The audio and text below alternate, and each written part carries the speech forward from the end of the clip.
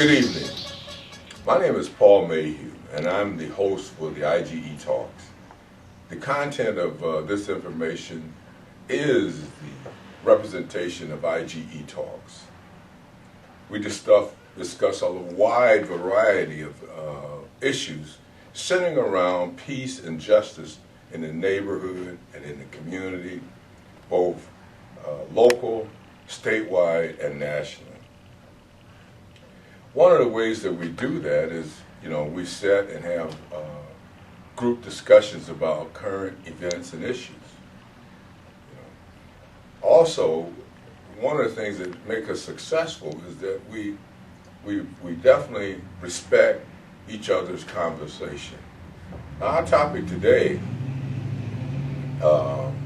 Guns down. Yeah, Guns Down, came into existence by the MASK group. MASK is a community activist group called Mothers Against Street Killings. There was not any indication when we developed this particular topic for this show that we were going to be right in between a huge mass murder and other killings and shootings that have happened. So we did not anticipate that. But then that's the order of what's happening.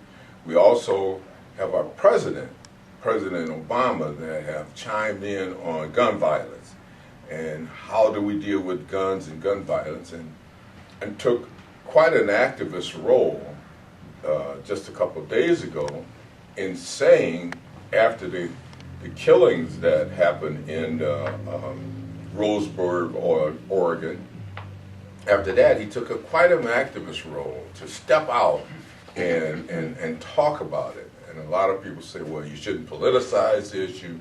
And so there was a lot of schools of thought there. And then also we've had quite a few shootings here. But I'm going to digress myself, and I'm going to look to my left and I want people to introduce themselves as to where they're from and what they represent. And I'll start with you. My name is Sherry Grant, and I represent MASK, Mothers Against Street Killings. My name is Ladonna Norman, and I also represent MASK, Mothers Against Street Killing. My name is Tressa Ward, and I'm a representative of Mothers Against Street Killings, known as MASK. Okay, Mike Franz, I'm on the IGE board, and I'm glad I'm here tonight to hear what you have to say. I'm Kate Shockey. I'm an IGE volunteer and a local artist, and I also head up our Mandela Day celebration that we have every year in July in honor of his birthday. Mm-hmm. So guns down. That is our topic. So let's talk about guns down and see how far we can get in terms of dealing with guns down as it relates to what's happening in the community and how we can deal with gun violence. Floor is open. I would just want to say that it's become a big problem here in our community, and I speak for the whole community when I say that a ripple effect takes place when violence happens and a weapon is used. It not only affects the parents, it affects the friends, it affects the family. And I think that just by talking about it, we won't resolve anything. But to keep it in the light and be consistently reminded that it is a problem in our community and it does affect us. Maybe not directly, as far as me being a parent, I haven't directly experienced that for my children, but it's a fear that a lot of parents have, and we don't speak enough about it. This is our reality. This is our community, and we have to step up and be the voice for our community. I think that when the novelty runs off, as far as discussions and not being consistently active in the community, that it's no longer our problem. But by having these discussions and these walks and these forums, we could get a better understanding of how we can help our community. And one of the ways is we lack community resources. And I think that if there were more resources available, then we could address the issue more, such as job training, gun safety, education in the schools. It has to start somewhere. I'm all over the place with it because it's confusing on where do we start. Does it start in the home? Does it start at school? Does it start in the church? Where do we start? Right, and I think you have a valid point there in terms of how do we grapple with this issue? You know, and you were prophetic in what you're saying initially, because when gun violence happens, you have the ripple effect. The ripple effect. Oh, somebody just got shot. But what I'm not seeing, and I happen to be at the march that the gathering that we had. I want to call it a gathering because it was much more than just a march, what we did a couple weeks ago. And what I observed at that point was there is a lack of people talking to people. When violence happens, sometimes in some cases, there's sometimes a unit that will go out and say, let's go out and give counseling to the core group or give counseling to those around. Violence in the African American community, we've got so immune to what's happening with guns and gun violence that there's nobody talking about we need to go out and talk to people to make sure they're okay, you know, after the fact. Are you all right? You know, because there's a lot of trauma that's affected when there's somebody's shot, somebody's killed. But then there's always the group that's around that needs to be able to say something. And I say that because of the gentleman. Yes. You remember the gentleman that was, he was very gargacious in wanting to get his point across. Didn't know why he was that way, but then to come to find out, his son had been shot 7 times right at that corner. So here's a person that had a son that was shot, but who went out, you know, from a mental health standpoint and said, let's talk to this gentleman, see what can we help talk him down. Time bomb waiting to happen. Go ahead. Well, I was going to say, you know, with the gun violence epidemic, it becomes a broader attention when it's mass murders, like what happened in Oregon, Sunny Milk, and different places. But it's been happening in our communities forever and ever. And now it's become such a worldwide thing. It's a nation thing to where it's affecting everybody. And like LaDonna was saying, it is a triple effect because it's costing health care when they have to take care of these individuals. And then the judicial system. It's affecting the justice system. We got to put more money into metal detectors for the schools and different places. So now it's brought to our attention, what do we do as a nation to come together? And we go out there marching, we're making our voices be known, that we're tired, we need to bring attention to what's going on in the African community, we need to bring attention to what's going on in other areas where the mass killings and mental health is a big issue and poverty. Yeah, speaking on that issue, the national issue, it might be helpful to get some facts in front of us. You know, it's guns in America. They're so plentiful, and I'll tell you, there are far more guns out there in the hinterland than there are in the inner city. Far more. And this individual that was just died in the mass killing had, I don't know, he had 6 weapons with him and another 4 or 5 back in his apartment. The United States has more guns per our population than half of the world.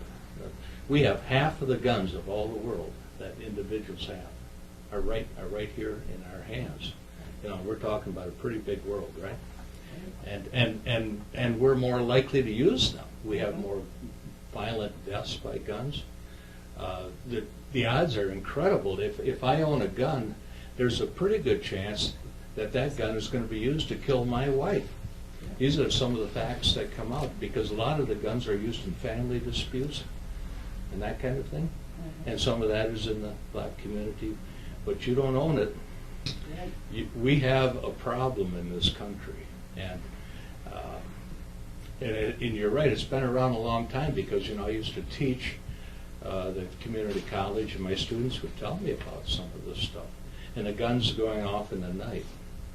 Oh, there was a gunshot over on Cherry and whatever, and I don't know where it came from or what it was about, but today with all our reporting, my goodness, every night on the news, there's gun violence and gun deaths just about everywhere. And the yellow tape, they bring out the yellow tape, and you're right, the people come out that are traumatized by it, and they talk, and that's what they're reporting on mostly. They're never there to show the actual violence. But occasionally they do, and we're seeing more of it, aren't we? People have their little cell cameras up. And I saw one the other day. It was incredible. It was a black man filming a white man that the police were chasing around. And when he came out with his hands up, they gunned him down. And the guy's saying, "Oh my gosh, they just executed him." And it was true. He was there like this, and they shot him down. I don't know how many shots.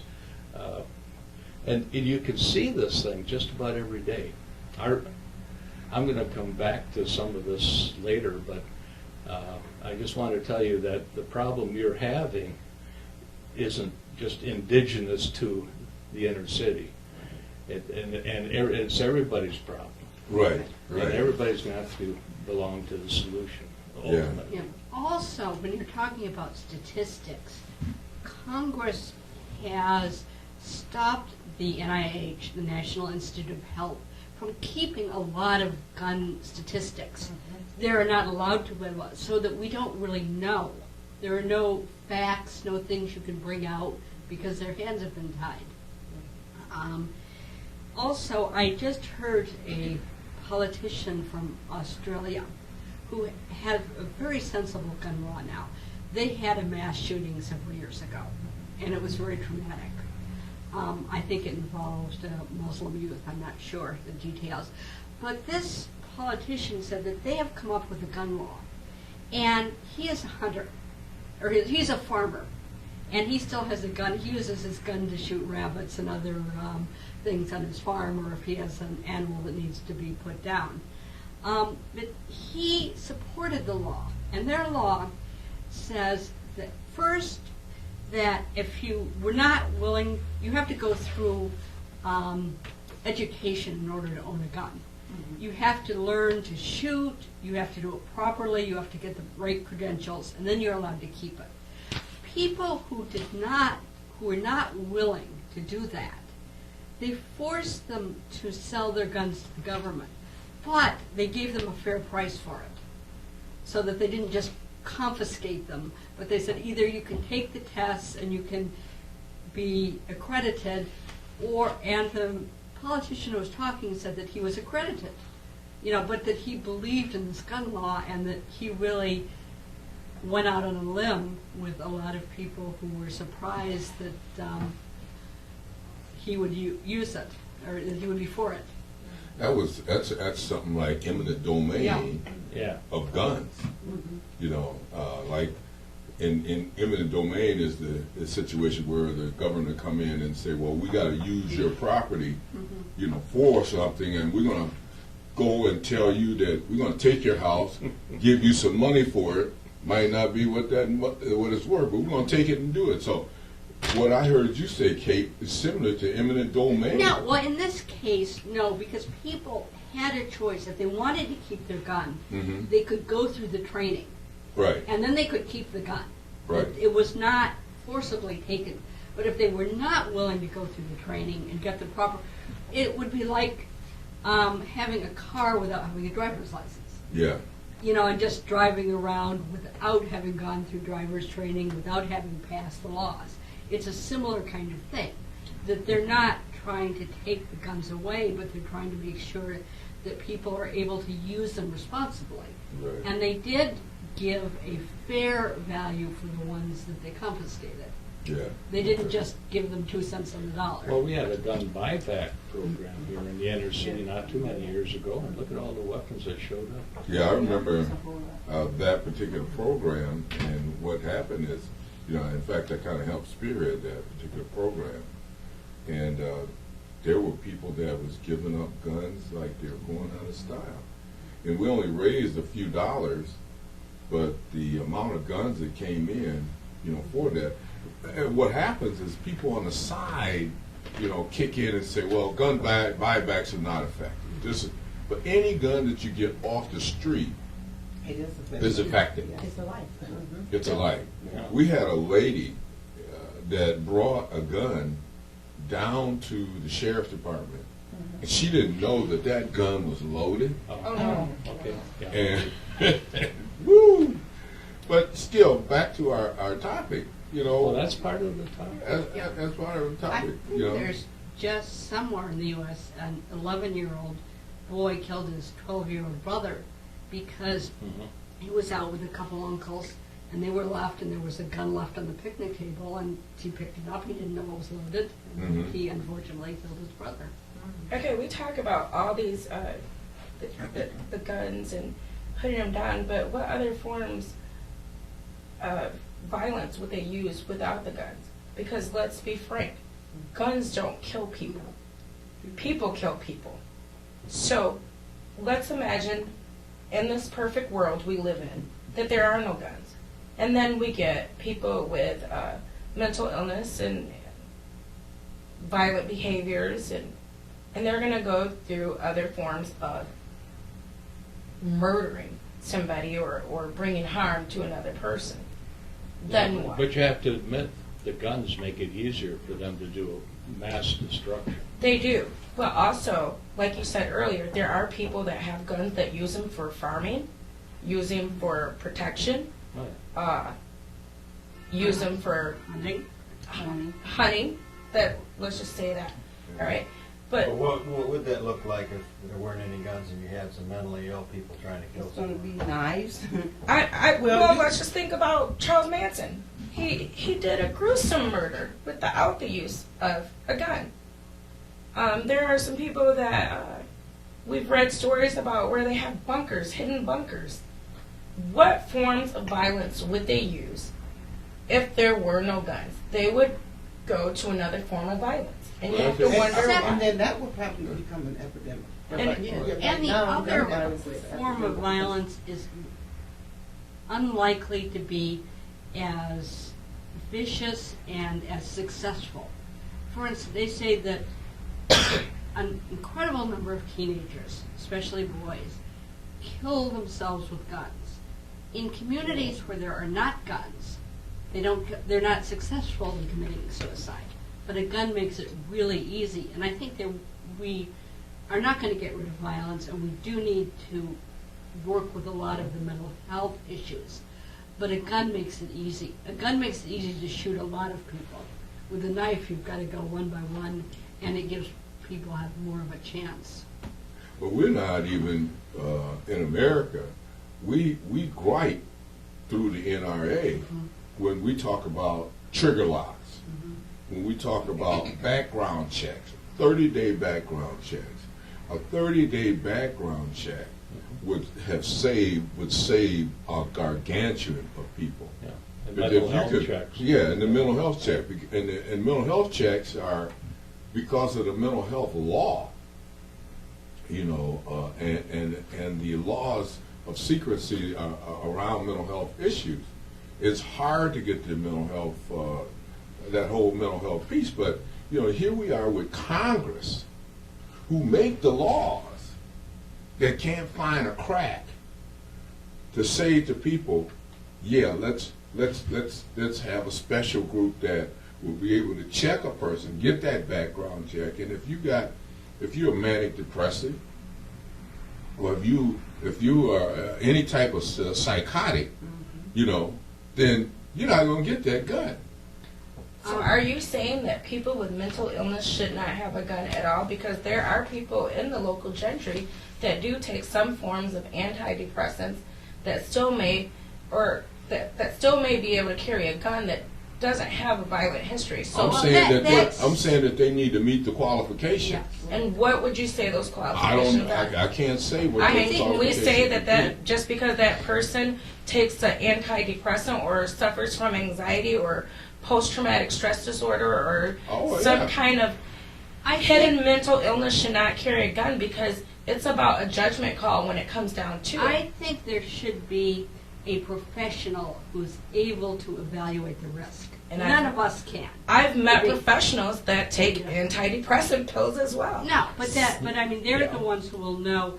In some states, doctors are not even allowed to ask their patients if they have a gun, so that they cannot discuss the patients, why they have it, what the use is, how they properly check it, because their hands are tied again.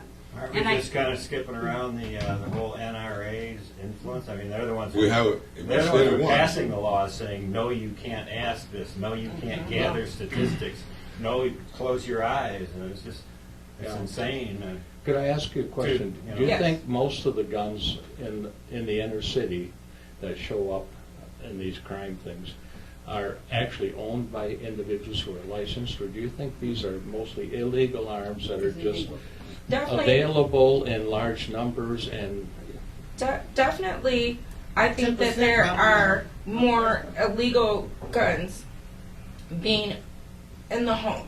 And I say this because it is so easy to obtain a gun, and it comes about the educating yourself, and that's why you need to educate your community, educate the school children, and break the cycle. When I speak of educating, I mean that when there are no resources for jobs and resources for mental illness, people are going to do what they know, and that's like, hey, I'm in fear of my life.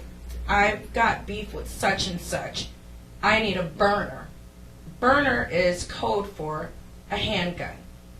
And it's so easy to obtain, I think, because they lack some resources and the money sounds good at that time. But they're not buying the gun programs, the buyback program. They're not buying these guns and destroying them. They're buying these guns and redistributing them. No, they're buying them and destroying. Are you sure? Well, the guns that in our gun bag buyback, those guns were destroyed. Did you watch those guns physically get destroyed, or No, are you going I had to take the sheriff's word for that. Well, I know some sheriffs that are dishonest too. So how do we I know? know some politicians that. Okay, so how do we know that these guns aren't being redistributed back into the community? Well, there's an underworld of guns going on in the city. Yes. To where a lot of these people. so registering them wouldn't be the answer, would it? No. No, because they were probably owned by a licensed person, but maybe, They needed some money, or a lot of them were breaking in homes and gun shops and stealing them because Yeah, there's you an steal the underworld guns. thing Yeah. going on to where they're buying these guns illegally and then they're reselling them to people. Like, I could probably go out and find somebody where I could buy a gun from that So doesn't belong to me. what I'm talking about earlier is there's so many guns in our society, it's so easy to have unregistered guns just circulating. and there are some registered guns out there, and we have to remember that everybody that is registered and licensed to carry a weapon is not necessarily checking on their gun. They might purchase the gun, put it in the closet, and when a situation arises or they feel threatened, that they would go to their gun. But I have a family member that has a gun. He's not going to check on his guns every minute, every hour. And I did say something after last March. Well, you need to make sure periodically you go check and make sure your firearm is there. And this is how registered guns get in our community with unregistered people that are not licensed to have that weapon. And how many people know he has that gun? Well, the immediate family. Of But it's course. not about the And immediate more. family Because because they anything thought can happen. Kids talk to kids, oh, my dad's got a gun. Yeah, Mhm. you're Or absolutely uncle's right. got a gun. But then that goes back. people are not checking their firearms regularly. No, they're not going to say, oh, you know, I'm having such a long day and I'm bored, let me go clean my rifle. They're not going to do that. There are people that have firearms, and just because you see the firearm box doesn't necessarily mean the firearm is in the box. You're just aware that that box is there and it should contain the firearm. But what if it doesn't, because you're not periodically checking to see? Put up to where Should have somebody a gun can check. accept- Yeah, yeah, it should be put up. it should be put up. Safes are meant to be cracked. Yeah, but then that's where trigger locks. See, because there was a situation where they were trying to make guns that were sensitive to your fingerprint. Right. And then the whole trigger lock movement just kind of came and died. But then, you know, trigger locks is one way that people were saying, well, let's use trigger locks. And that whole trigger lock movement stayed on the scene for a little while, and then it died. But the influence that what we're talking about, the elephant in the room, is the NRA. Yeah. You know, we got a group of people out there called the NRA that bullies our federal government. Right. Point blank. Yeah. Bullies them. And says that you ain't gonna pass no gun law in America without me saying how that law is gonna be or if that law is gonna exist. That's the problem. That's the problem. Well, also, like two of, and I'm not going to name the names because I don't want to, of the Republican candidates for president. One, when it happened in Oregon, said stuff happens. The other one, who is a big NRA supporter, said he would rather have some people killed than have the government take guns away from people. That's deep. Yeah, Yeah, that's that's deep. He would, you know, But let's be frank. he also- Guns are created to kill. Yeah, but he also blamed the people in Oregon because they didn't attack the gunmen. He said it was their fault. Oh, boy. Yeah. Now, let's go there, okay, for a moment, because I thought that too. There are people on campus who are carrying. And when they interviewed those people, they said, if I took my gun out and started running, they'd think I was the shooter and they'd kill me. So I just protected my little area where I was, and Fear. I did not venture out to become a hero. But when would, in that situation, in Oregon, if I was in that situation, when would be the appropriate time to draw my weapon? Well, he was talking about people physically Okay. tackling, you know, not pulling gun, but just physically all going. I understand. Which is, But in that situation, and you see what's going on, I'm a registered gun owner, I have my gun, I have a concealed weapons permit. When would it warrant that I pull my weapon out? When you're threatened, when your life is threatened. When my life is When threatened you or feel- others are threatened? When your life is threatened. Now, there's the others that are lives are threatened.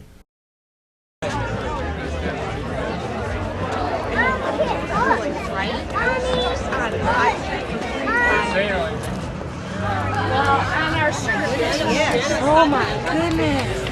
That's my favorite book. Do you like this book? Do you want this book? We can read this book every day. I like it. Oh, that's a good read. As a bulldozer clears the way.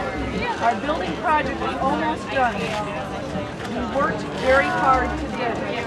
So can you tell me where I just read? I know it's weird. Someone later today, I can come back later. What can you say? Is there something you can say to welcome someone?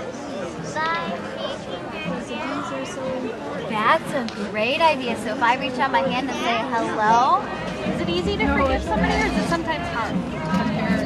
Sometimes it's really hard. It takes a lot of patience. So we're going to plant some seeds of forgiveness. I got 4 cups and then cover it up. And then you take that pot home and you water it. Okay. Oh, you need your sticker, don't you? You on the eye? Alright, let's put this right here. Alright.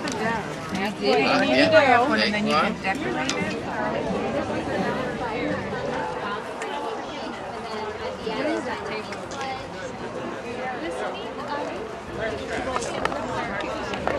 Hello.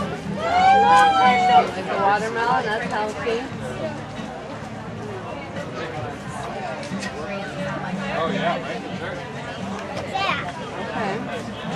Hey, one more thing before you guys go. Okay. You couldn't stay longer. You guys swear that you always gonna try to be peaceful? Yeah. Sign in here. That's right. And we just had another example here locally with a person on what is it's not Facebook, on Craigslist. We just had an incident with Craigslist right here in Battle Creek, where two guys went to buy a car. Father and son went to buy a car. Both of them were licensed, I guess, licensed gun carriers. Right. So this flips it for us in terms of this personifies the fact that having a gun sometimes is good.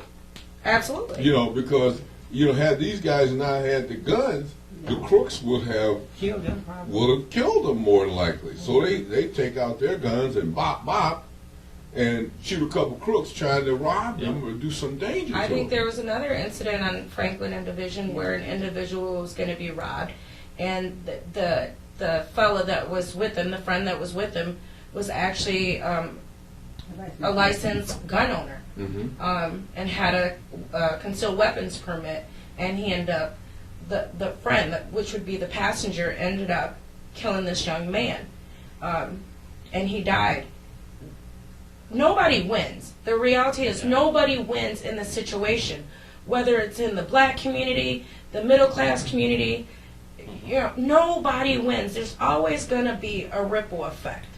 And that's where we have to educate our community, continue to be consistent about raising awareness about gun violence and about the pros and cons of weapons, and at the end of the day, put our heads together and see how we can resolve this, because guns aren't going away.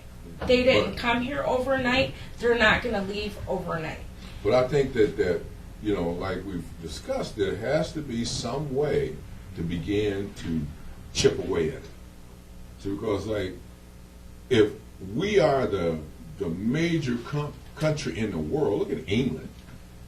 Their police officers basically are bobbies and don't carry guns. Right. No.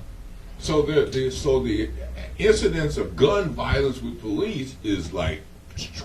Well, the Australian politician also said that America has more guns than anyone in the world. He said if more guns make you safer, we should be the safest country in the world. Yeah, we should be. And how's that going for us? It ain't going too well. Yeah. I think that we need to reevaluate the laws. Talking about the NRA, but let's talk about state and city and state laws, where the regulations on it could be beneficial if we all come together and have a voice about the guns. But people are not going to stand up and talk about it until it directly affects them, either indirectly or directly affects them. They're not going to do anything. We're just going to continue to talk about it. We're going to continue to go through the cycle, and we're going to continue to have this animosity towards the NRA. Well, unfortunately, when cities do try to do something, frequently higher courts will stop them from doing it. They'll say you cannot have any gun laws in the city basis. Okay, so when they're doing the gun back program, why isn't it some regular Joe right there to witness them destroying the guns? There should be. If it was so successful and you had the success with the gun buyback program, why isn't a regular person there to be a witness? Why is it this official, that official? Just come to my community and do any, mini, miny, mo, and let's get a couple of people to say, oh, wow, I watched with my own eyes. Let's put this on Facebook. How these, if they can put it on TV and destroy pounds and fields of drugs, they can put it on TV and destroy thousands of guns. But I don't think that that's happening. Well, I think it's being said it's happening. I'm going to challenge the mass group to put a gun buyback together. Oh, we're I'm going to challenge the and mass I think group that'd be to go out and raise the money. I mean, you got people out there that will help you raise that money and put a gun buyback. We can create an atmosphere for you to work with the sheriff work with the Grand Rapids Police Department, because you do have to work with the sheriff and the police Right, department, right. and put a gun buyback program, and then your questions become the order of the day. And I would very much, yes, we could do that, and we also could stand and watch them destroy the guns.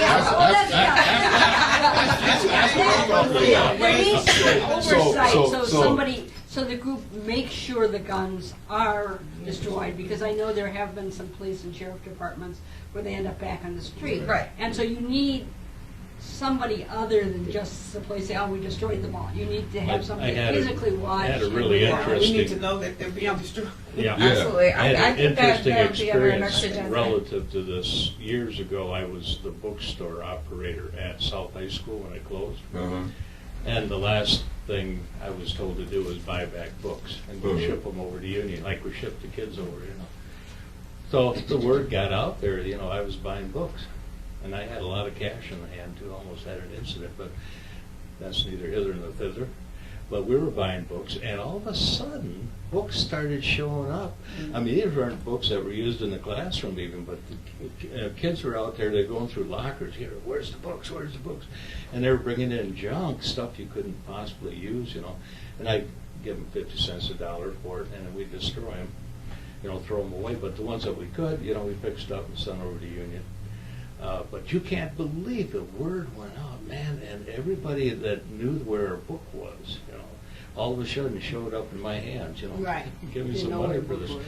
And you know, if you could get something like that, and I think it's happened before. Yes, it is. You know, no questions asked, here's a book. I mean, you know, some of these books were stolen, you know, but you know, I didn't ask questions. We cleaned the books out. Yeah, and that's the essence of the gun buyback.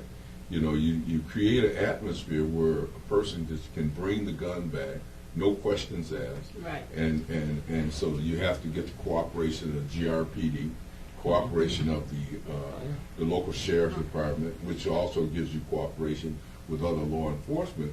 But then you can have that amnesty period, maybe 1 or 2 days or a week of an amnesty period where a person can put a gun in his car and take that gun back, as long as it's not loaded.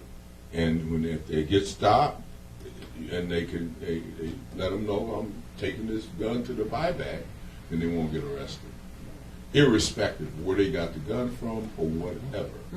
Yeah, then also is when they have the gun buyback, because most of the guns that are stolen and, you know, broken and whatever happens to the gun to get in a person's hand, you know, most of the guns have bodies. You know, and You might have to explain what bodies is. Yeah, it please. have deaths on it. Yeah. Deaths, you know. Yeah, So deaths. I feel that if you're going to have a buyback too, is that if a person bring a gun, regardless of where he got the gun, that no criminal offense shall be taken against that person. Oh, of course, you know of what I'm course. saying? That's when we And put I the just gun wanna ask, buyback program together. How would you determine if they're just using us as an scapegoat if they're caught with an illegal weapon?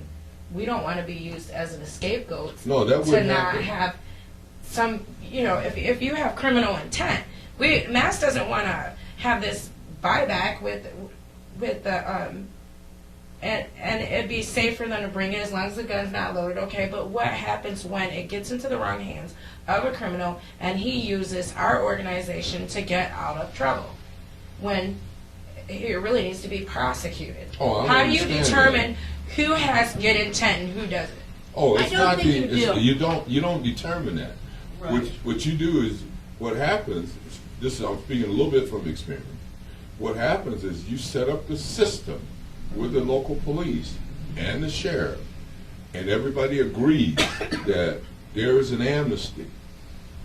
Amnesty period. Amnesty means you could be dirt, dauber, crooked as 3 crooked letters, and bring that gun in. Nobody's going to touch you. Right. Or ask questions. Or ask questions. Will they be required to show ID? No. You have to work that out. No, you have to work that out. I don't think they should. I think it should be a certain time of a day or a certain hour that you have, or have, like, you know, we have many of polices and stuff like that to have. It could be in each neighborhood. It don't have to, when you drive all the way down to the police department or something, have like a certain area where they're set up to hey. We might not have drop enough it in there. manpower for that. Yeah, I think you're gonna need a police, and I'll be willing to work with you on this, but if you're gonna need a police agency, Yeah. somebody that, like the sheriff department, that, Right.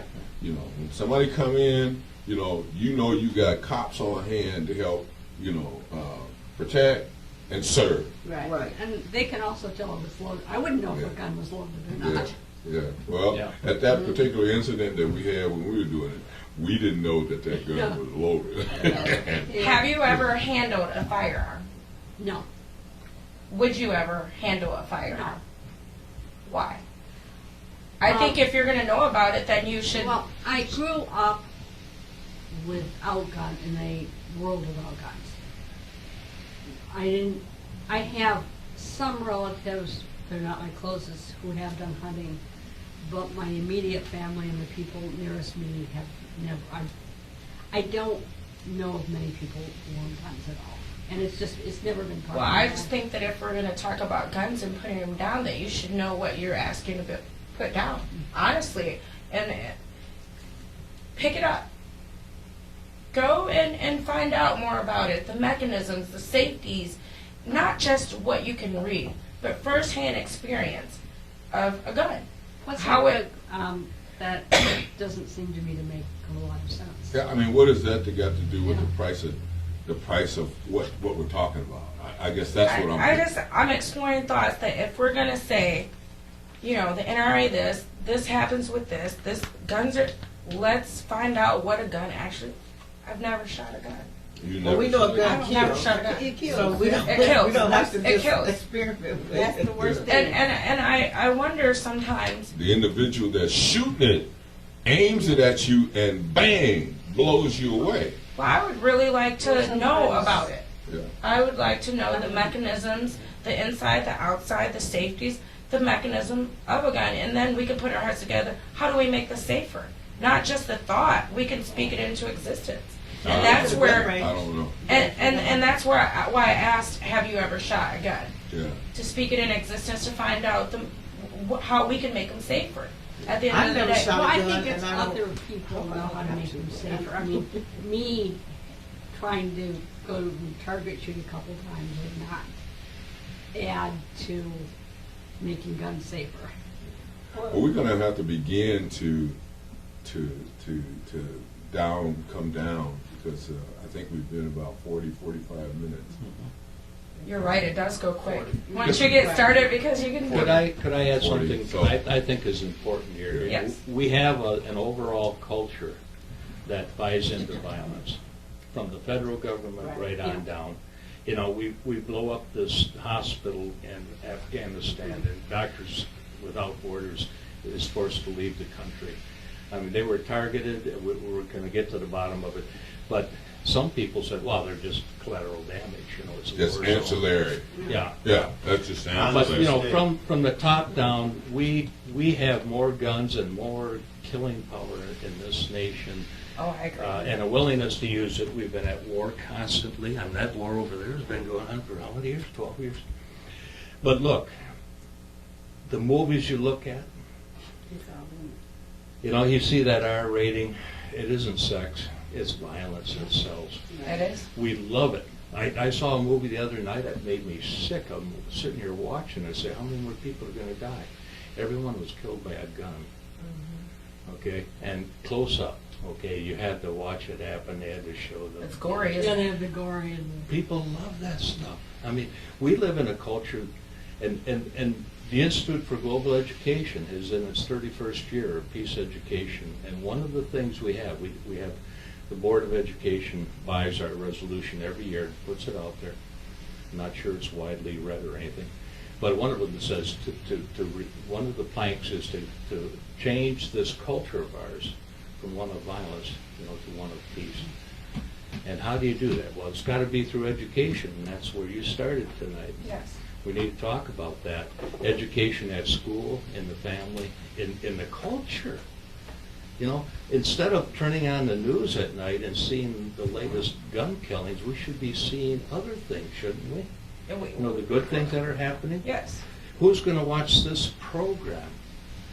It isn't going to be on national TV, but you might see it on YouTube, you might see it on local independent news, but you're not going to see it on the media. The media wants violence, and football is our most violent sport, and you know, and you go right down the line. We sell it, we love it, and you know, how do we change this culture in the first place? And then as far as the inner cities is concerned, you know, the teachers preach about fighting is not good, okay, but the fighting also leads to other forms of violence too, does it not? And these kids seem to know where to get a gun if they want it. I think we need to start with the children and move from there out into the larger community. And, but I think you hit a real pertinent point in that, you know, the violent culture that we have, you know, outweighs or outproduces, you know, what we want to do in terms of good, you know, what we want to do in terms of trying to teach good. The violent culture, you know, it's just there. It's ever present, ever present. And then you can go to the movies, and if there's not a little sex or violence in the movie, oh, that's awful dull. You know. Yeah. I just came across a quote that I'm really impressed with. I think that too much of our emphasis on struggle has simply been in terms of confrontation and not enough recognition of how much spiritual and moral force is involved in the people who are struggling. We have not emphasized sufficiently the cultural revolution that we have to make among ourselves in order to force the government to do differently. Powerful. Well, that's very powerful. Yeah, she was. Thank you for sharing that. I really she like just that. died. She lived in Detroit for many years, and she was very, very active for almost until she died. Right. At the age of 100. Yeah, because that's it. Go ahead. I think that, you know, just seeing around, and just because it's here, we live here, you know, the people with the guns are, you know, the age 30 and under. And to me, I really think that right now, they're damaged, you know. I really think that we need to step down to the kids, you know. Like with my grandkids, I stop them from looking at violent movies on TV, cartoons on TV. I don't let them play with guns. You know, it starts in your home. And that's you how talk I about was toy raised. guns. Toy guns. Yeah, well, that's part of the culture. Play with them. It starts in your home. And Sure. to me, I feel with my parents, you know, us coming from Nebraska, I feel that I had successfully, with God help, raised my children not to be violent, not to, you know, be in guns. But I do have a son that's a hearing impaired boxer, pro boxer. And I put him in that just because the simple fact is that to give him something to do, and it shows him instead of fighting in the streets, you can fight, you know, for the money or whatever. You know, out there to might as well make some money off it. So I think too, with stepping, you know, on a lot of toes it's going to have to start down to this younger generation. Yes. We got to get Break these the kids, cycle. break the cycle, because the cycle that's already made, it's going to be hard to break it. Right. All we can do is pray and, you know, do the marches, you know, do a whole lot of stuff for it, but it's not going to break But we it. got to change. We got to help to change the law. See, because one of the things, the ingredient that we miss is the sausage that makes the law. And let's take for example. It's an example. Let's take, for example, what's happening right now with the Tea Party. The Tea Party started out saying to people in their neighborhood, I want you to run for precinct delegate. I want you to hold meetings in your neighborhood. I want you to raise money for candidates, and we're going to elect candidates that think like us. And we're going to take candidates and politicians out of office that don't think like us, whether they are Republican or Democrat. That's how you create your movement. Because you got to think that if I take, let's say for example, if we have enough power to say, okay, Governor Snyder, you just did this and we don't like it. and we go and we create a recall petition, and that recall petition has enough signatures to put on the ballot that Governor Snyder has got to be voted on to get whether he gets in or out, voted out. We have actually at that point in time created enough power within our community to dictate how laws change. You just said it. In our community, it starts with our It starts community. with us, Yeah. right in our That's neighborhood. right. And Yes. it starts Yes. with the young and goes Yes. right up. And like Sherry was saying, you have to start with these kids. You have to mold them. And I agree with you, Sherry, because I never allowed my children to play with any form of guns, a water gun, and I said, don't feel like you're missing out on anything. It's too many black men dying by the hands of guns, and I will not put you in training. Right. So I definitely agree with that it starts with our community and our children. Try to get this balance back. Put our heads together. See what we can do. There's Yeah, all- Well, It also starts with the law. let's wrap up. And let me start with you Yeah. and saying your wrap up Well, I was just gonna say, we're kind of dealing with two kind of things here. We do need to get laws changed, because we can get the NRA, they don't want to budge. They put a lot of money into policies put a lot of money into them, so they just like working together to me. But then we got the inner city, we got the mass murders over here with gun violence, and then we got the inner city, black on black, and they say between the ages of 15 and 24. The second highest murder for black young boys is homicide. But then where are these kids getting these guns from? It's going to start with the kids, teaching them values, morals, and things like that. But then we're going to have to tackle we're going to have to go to a high area, because Absolutely. they're getting these guns from somebody in our community. And we're going to take somebody out of office. Yes.